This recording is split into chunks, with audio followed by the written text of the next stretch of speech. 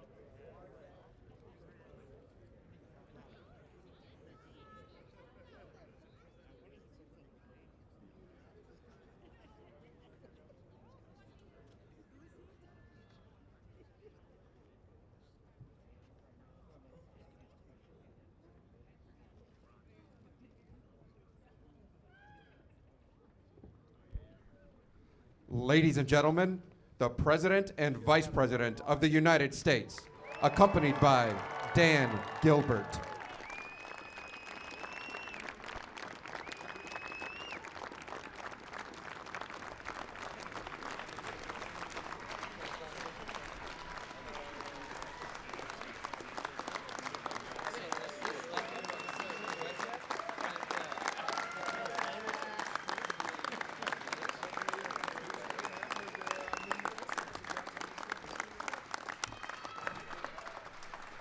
Hello, everybody.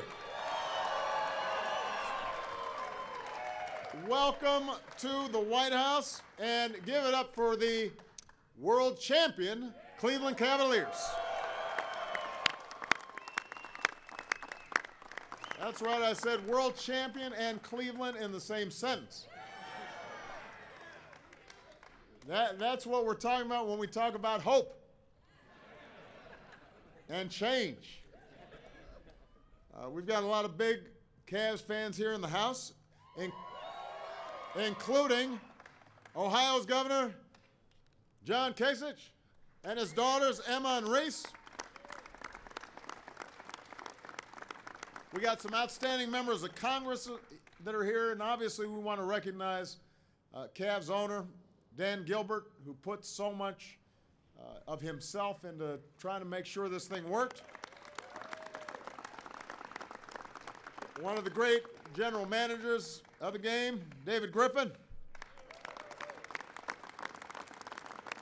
And the pride and joy of Mexico, Missouri, Coach Tyronn Lue.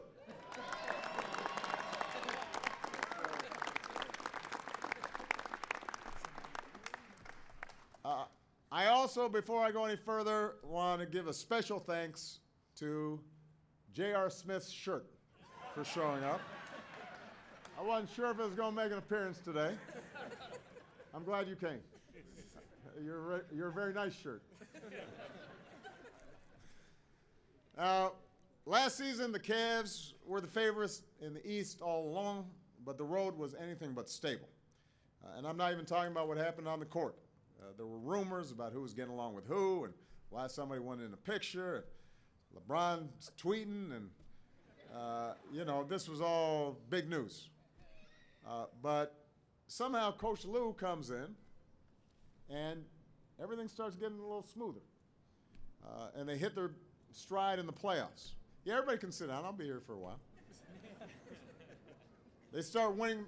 They start winning their first 10 games in the playoffs, setting record after record for three-point shooting. But obviously, what this all comes down to is a team that, for the first time in NBA history, comes back from being down 3-1 in the finals. The first team in history to dig themselves out of a hole like that. And I should add that by knocking off the Warriors, they cemented the 1996 Bulls as the greatest team of all time. So your president thanks you for that. Now, I know. That's funny, isn't it? Yes, it is. See, everybody's happy when their team wins. The comeback was remarkable, and you learn about people when they're down against a historically good Warriors team. Cavs won games 5 and 6 by double digits. You had both LeBron James and Kyrie Irving becoming the first duo ever to score 40 points apiece in a finals game.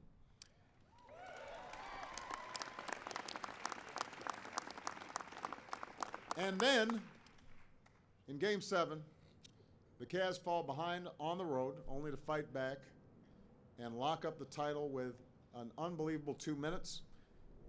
There was the block, what LeBron has said was the defining play of his career. The shot by Kyrie, putting the Cavs up 5. The stop by Kevin Love.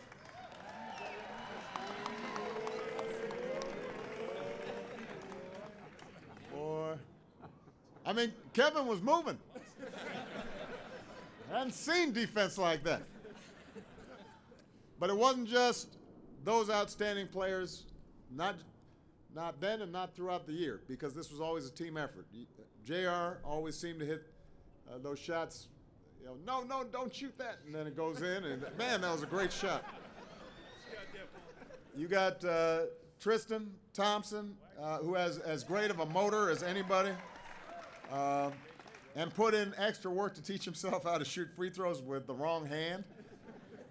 I should have tried that with some bill signings around here. You got Channing Frye, who came in right over the trading deadline and changed the tone of the locker room and his sharp shooting. Richard Jefferson, Dante Jones, providing leadership and giving inspiration to all of us old people that, you can still do something at that age. Iman Shumpert, playing not only great defense and scoring, but also delivered his wife's baby in the bathtub, using a pair of headphones to tie off the umbilical cord. Now that's something right there. That was an all-star move. Got the MacGyver flat top, which we miss.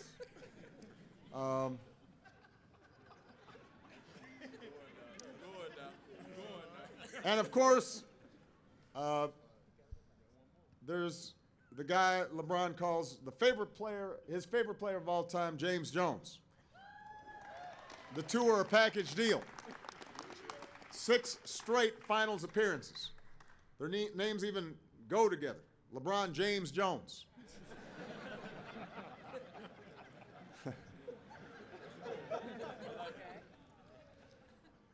But the truth is, LeBron wouldn't be LeBron without his teammates. Kyrie, Kevin, Tristan. Michelle's brother, who was an excellent basketball player, always says that you can learn a lot about somebody's character by the way they play basketball. And when you see LeBron James, it is not just his power and his speed and his vertical. It is his unselfishness. It is his work ethic. It is his insistence on always making the right play. It is his determination, all of which makes him one of the great players of all time. And you saw it in those last 3 games. Put up some of the most staggering statistics in finals history. He did it the year before, despite injuries, dragging his team along to make a very competitive series. You saw it when this kid from Akron broke down and fell to his knees when he realized that he had finally fulfilled a promise that he had made all those years ago and delivered that championship back to Northeast Ohio. So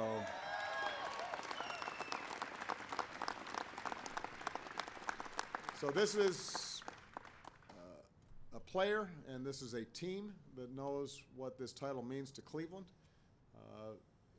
This is a city that's, throughout sports history, been through a lot. The fumble, the drive, Jordan over Elo, a whole lot more. But through it all, Cleveland was always believe land, and that's why the Cavs have always given back to their fans and the community that's been so loyal to them. Over the last 22 years, they've given more than $23 million to local charities. And more than just the money, players and coaches have made about 200 visits annually to schools, hospitals, food kitchens, and more, including assisting educational programs that reach more than 100,000 kids in Northeast Ohio.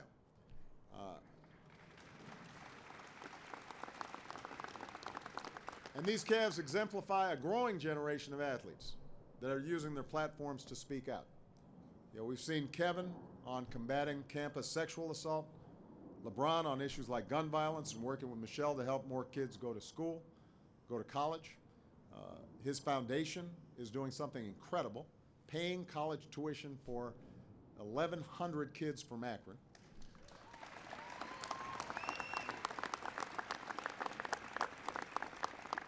I should mention that as we were walking out, Dan Gilbert has been unbelievable in the work he's been doing in Detroit, his hometown, and giving back. And finally, earlier today, the Cavs met with Attorney General Loretta Lynch and my senior advisor, Valerie Jarrett, to discuss steps they're taking to help build understanding between law enforcement and the Cleveland community, part of a league-wide effort to build stronger communities all across the country, including holding open conversations so we can begin to bridge divides and diffuse tensions and see each other as one American family. It's really important work. It's just one of a number of recent efforts. We've been proud to partner with the NBA during my time as president, from the league's support of My Brother's Keeper initiative to the mentoring initiatives to Michelle's Let's Move and Joining Forces efforts. The NBA has been a model for positive change, and the fact that it's not just a responsibility of government, it takes all of us, businesses, nonprofits, athletes, role models, working together to achieve the progress that we seek. So I know that Cleveland could not be happier and prouder of having this trophy, but this was already a championship group of guys even before last year, and you should be very proud of them. Give it up for the world champs one last time.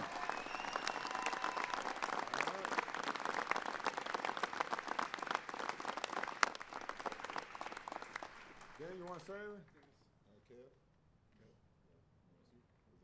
You guys got anything to say?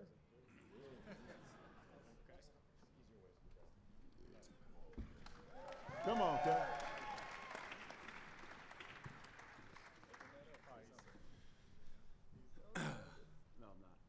So from the 2016 World Champion Cleveland Cavaliers, we wanted to present this 16 This is Obama outstanding. jersey.